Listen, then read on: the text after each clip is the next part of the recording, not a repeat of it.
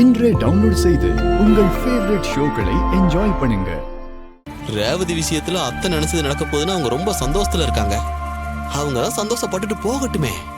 ரேவதி விஷயத்துல இது வரைக்கும் நடந்ததெல்லாம் கொஞ்சம் நினைச்சு பாருங்க.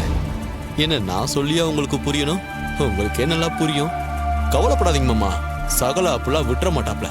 அந்த ஒரு நம்பிக்கையில தான் நானும் மண்டபத்துக்கு கிளம்பி ரெடியாகி நிக்கிறேன் மாப்ள. ஆமா, புரோகிணி எங்க? ரேவதி ரூம்ல இருக்கா மாமா.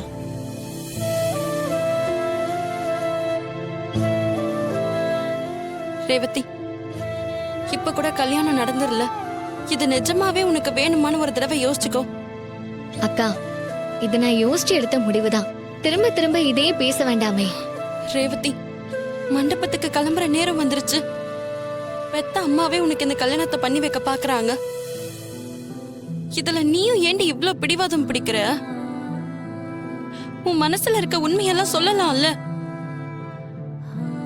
இங்க பாரு, உன் மனசுல கார்த்தி தானே இருக்காரு. எதுக்கடி அப்புறம் பேசாம கல்யாணத்துக்கு எல்லாம் ரெடி ஆகுற? எனக்கு ரொம்ப பயமா இருக்கு. இதுல பயப்படுறதுக்கு எதுவுமே இல்லக்கா. கார்த்தி மாமாக்கு என்ன பிடிக்கும்னா அவரே வந்து இந்த கல்யாணத்தை நிப்பாட்டட்டும். அப்படி ஒண்ணு நடந்தா அடுத்த செகண்ட் என்னோட மனசுல என்ன இருக்குன்னு நான் சொல்றேன். ஏய், ஏண்டி இப்படி பிடிவாதம் பிடிக்கிற? இந்த அரகுற நம்பிக்கை உன்னை எங்க கொண்டு போய் நிறுத்த போதுன்னு தெரியல. ரேவதி,